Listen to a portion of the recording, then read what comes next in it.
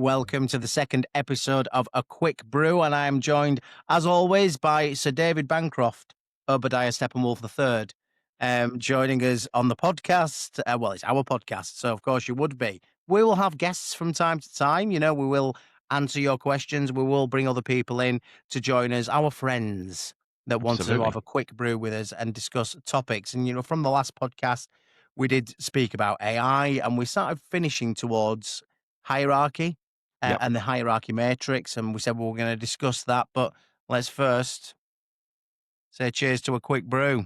Cheers. There you go. You line yours up so much better with a camera than me. I'm all over the place. Like Ricky Bobby in Talladega Nights, not quite sure what to do with your hands. Yeah, I've got to work on it. And just for our listeners, James is significantly better at film and TV references than I am. So some are lost on me. Hopefully they're not lost on you. I'm in my comfort zone with the Matrix. Yes.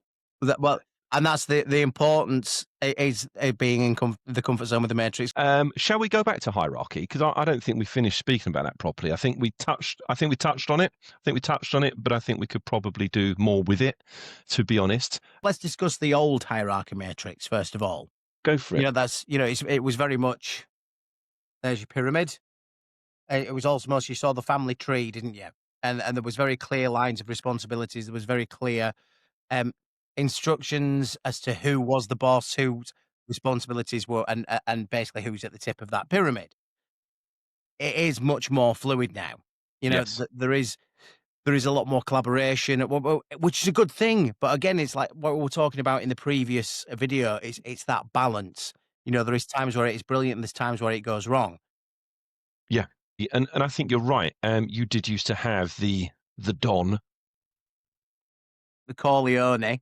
that sat right on the top of the pile. And look, there has to be someone ultimately that bears responsibility for any business. And it's usually the CEO or the business owner, and they have to have that responsibility, and they have to have the final decision, and the buck stops with them. Because if you're a business owner, as we were discussing, and your staff don't agree with something, or your staff don't necessarily feel the same way as you, and things do go wrong, at the end of the day, you're the one left holding the baby. You're the one that's responsible for it. So that there still does need to be that understanding of the hierarchy, even though I like the collaborative approach. Yeah, and actually, I think more and more now, we talk, and obviously in my day job as a recruiter, I look at reasons and motivations for people to be looking at moving. They're active job seekers, why they're looking to move. And sometimes it will be because they have a difference of opinion with the leaders and with the boss of that company. And look, ultimately, if you own a company or if you're entrusted to run it as a CEO or as a board of directors, yeah, your opinions matter, and the company will live or die by your decisions.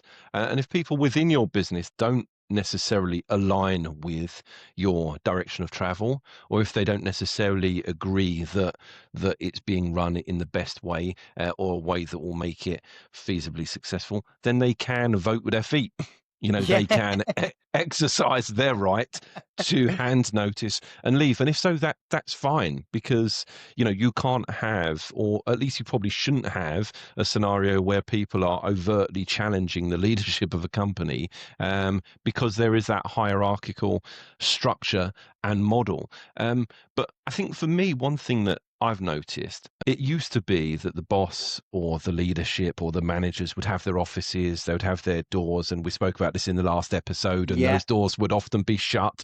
And actually, if you wanted to address the boss at that time, it would be that horrible moment of, oh, I'm actually going to have to go and physically knock on a bit of solid oak and see if one, they let me in, and two, it's like an elevator pitch. You've got to get across very quickly. Why on earth are you in my office addressing me? Speak. I do prefer the collaborative approach, and it's it's about setting those boundaries and about setting your expectations. We see a lot of teams where this fluidity is working, and where this hierarchy matrix is working for that structure, where there is more open and collaboration, especially within your hybrid world at the minute. but you can still essentially close your door, So a lot of teams that are working together and in a hybrid environment, they'll have Teams chat, you've got Slack, you've got various. We should Yeah. get sponsorship for this, shouldn't we? Really, to say a bit. Just What mention. what so we're going after our first sponsor and it's Slack. That's, Yeah.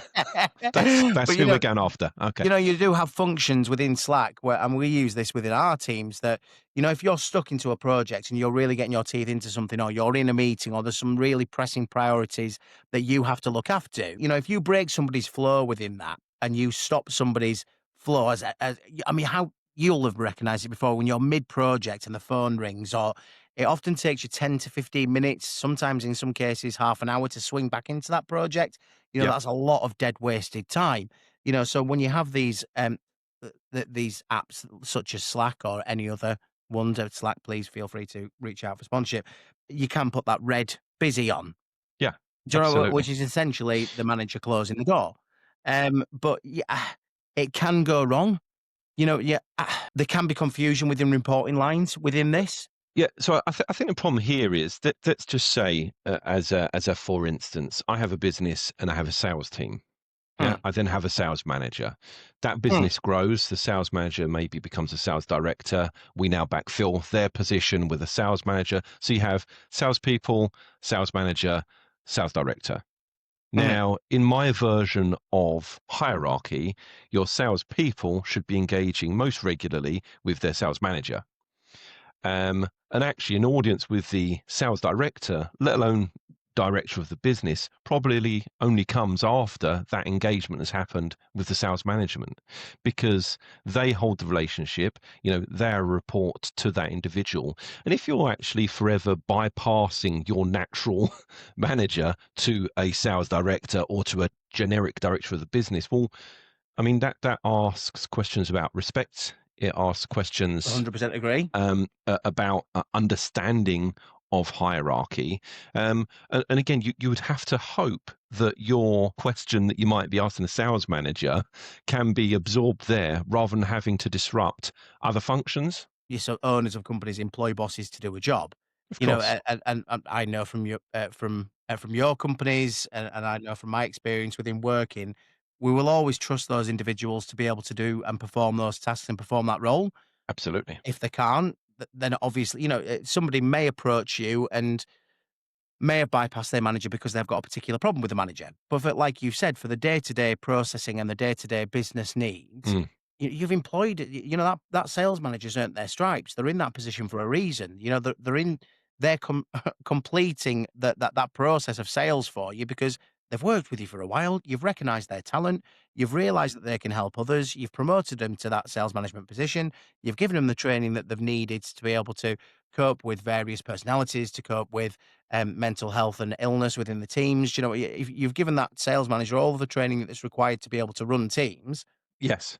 and he's successful within the role because of the reports back from the other candidates, Mhm. then yes, somebody bypassing them constantly is a complete sign of disrespect. But do you see that more often now with open plan offices? And I know you spoke about hybrid, and I get that. But do you think it's more a product of modern office design? So again, if it's flat, I say flat management, certainly open plan office. If you've got everyone from the new starter, maybe post grad, right up to business owner or a board of directors, and it all happens to be quite open. Do you think people are bypassing those natural lines of management because it's accessible in a way that it never used to be? I mean, yes, yes, potentially, and like you say, that office and the shut door policy. Um, but again, it's about teaching them that, and you have to speak to them and say, for your day to day tasks, you can go to your sales manager. It's protocol, isn't it? It's Yeah, protocol. If you're in the kitchen making a quick brew, shout out to the best podcast currently being recorded. If you're in the kitchen having a quick brew and there happens to be a director level um, individual there, then yeah, chatting to it's not as though you're not allowed to speak to these yeah, the water guys. cooler chat. Yeah, exactly. Yeah, Yeah, you can but speak to them, and that's good. But if it's a case of, oh, I see we're running low on toilet rolls, Does that need to does that need to Does that go? necessarily need to come to it? No, and we have seen situations, I've heard of situations and seen situations where management have been in meetings and a member of the team have come into the meeting room and they'll be like, "Oh, can I just tell you this?" And it is something trivial, and you think, "Is it? Is this actually happening? Is it?" Yeah, absolutely. Yeah. Right? So that's you know what that's so that is a changing that's a sign of the times. We're both seeing it, and we've both been there when maybe management structures were more rigid and more hands off. Like you, I like collaborative. I I'm love a the big collaborative fan. approach. I've always been a believer, and I will always stay true to this. Um, You don't stop learning until you die. Every day's a school day. There's always gonna be somebody out there bigger and better than you. There's always gonna be somebody out there, well, not necessarily me, but, no, I'm no, there's always gonna be somebody with better ideas, it's like Bill Gates didn't build Microsoft and not surround himself with brilliant people to do the tasks that he couldn't do, or the tasks that might stop him from doing what he is brilliant at. You need to bring people in to support you and to Yeah, surround you in developing this business. At its best, a modern hierarchy matrix that balances accountability with a flexibility, with clear enough roles, has that fluidity for collaboration. It is brilliant and it works beautifully, but it's worst. It can sort of become a complete tangled mess and tangled yeah, web where people do feel stuck, yeah, ignored, or powerless. It's about getting that balance right again. And I know we've gone back to balance, but it is about getting that balance right. yeah. Mate, I think it's well said, and I totally agree with that actually. So, open offices, great, but hierarchies exist for a reason. So let's respect them. People do need to understand their reporting lines. I still think it's important that do people do understand their reporting lines. Yes, failure to that, if they are having a problem with their manager and they need to raise concerns, definitely, the door's always open. We're always, if you're having regular meetings where there is collaboration and, the owner of the company is in with those meetings or the sales director's in with those meetings and talking about the strategy and all the ideas and such that need to come out there. But yeah, it sometimes can go too far the other way, and yeah, you brought things that necessarily will hold you back from doing what you're brilliant at, and it could go to a different reporting line. Yeah, I completely agree with that. So what else is on the agenda? Obviously reasonably short podcast I mean, episodes. I think we should switch back to AI. I don't think we broach that enough. It's like, what do you think AI is going to take over? No, I In don't. like true Terminator style, it's I need your clothes, your boots, your motorcycle. Well, there's a reference I get. I think, It's yeah, I think Stevie Wonder's probably could be looking for them. the big old shades. Do you know I bought them at the time, and do you know one of those purchases that have you had this before where you think they either look brilliant then, and you've got your full confidence in walking out the shop, strutting out, thinking, "Yeah, I look class in these." And then you get up to a friend or family member, and they can say one sentence, and it was my mate Jamie. He was like, "All right, Arnie." I was like, "Right, That's cooked it. they're never getting used again, unless for situations like this." Thanks for bringing them in, and if you can continue to bring props in, that would be awesome. But yeah, AI, will it replace us? No, I don't think it will. I don't think it can. Well, there's talk of it. There's people saying that, and there's companies that firmly believe. I mean, obviously tech companies because it saves on wages, saves on, But like we were talking previously, I think if we don't embrace technology, and I've always been a believer in embracing technology, then you can get left behind. I mean, look at Blockbuster as an example. A Yep. video store always An extreme thinking, example. Yeah. but they always thought, they refused Netflix. They didn't they didn't accept the 50,000,000, and they were saying, "Well, yeah, people are always gonna come in and want to watch videos or want to watch DVDs or which whatever's on the shelf." And we saw what happened there.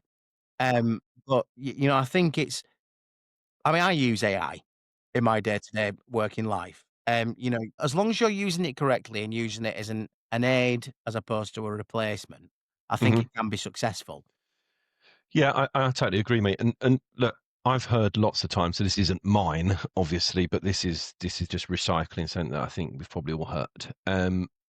AI is unlikely to replace our jobs. However, people that can properly leverage AI will.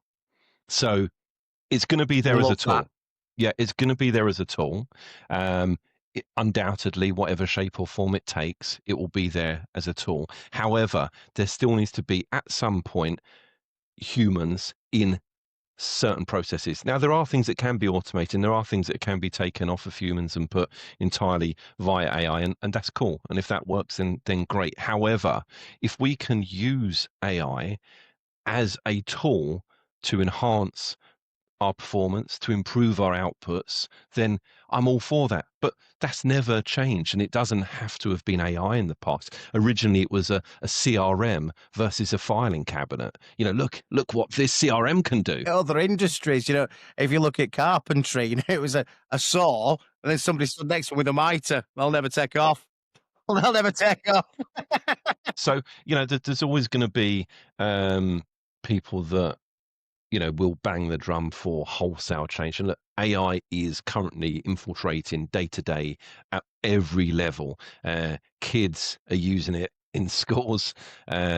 Professionals are using it in everyday work, and I think some people are using it without even realizing they're using it. So, autocorrect, as an example, I mean, it's a form of AI. It's a form of AI. Was a kid using it in school? I'm all for that. I mean, I'm a believer in the school system's archaic, but that's for another podcast for another time. And perhaps that does actually give us something to launch off with next time round. But yeah, so in answer to your question, will AI replace us? My thoughts, absolutely not. It will take jobs. Of course it will. I've seen, though, in fairness, I've seen it again in the recruitment space, companies that were ringing the redundancies maybe a year or so ago in favor of all singing, all dancing, shiny AI products that are now starting to sort of unwind some of that and bring some people back in, and because they're realizing actually, yeah, it's great. However, we've lost some of the human centric touch points that actually make a difference to the clients that we're engaging. Things like account management.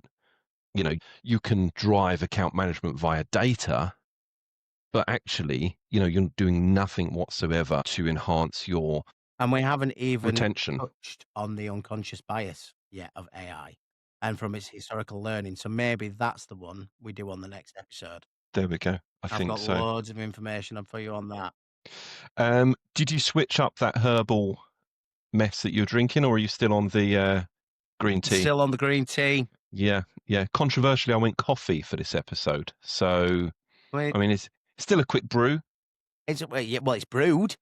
It, It yeah, certainly is absolutely. brewed. So Yeah, yeah, absolutely. So yeah, coffee for me today. But look, I think that probably covers that. Interesting chat on hierarchy.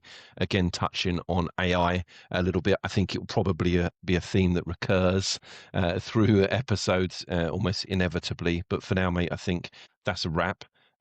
Great chatting. Hope you great enjoyed a to quick see you again. brew. And yeah, we'll catch up next time round. Catch up next time. Good one. Cheers. Take Bye it now. easy, buddy. Bye. Bye.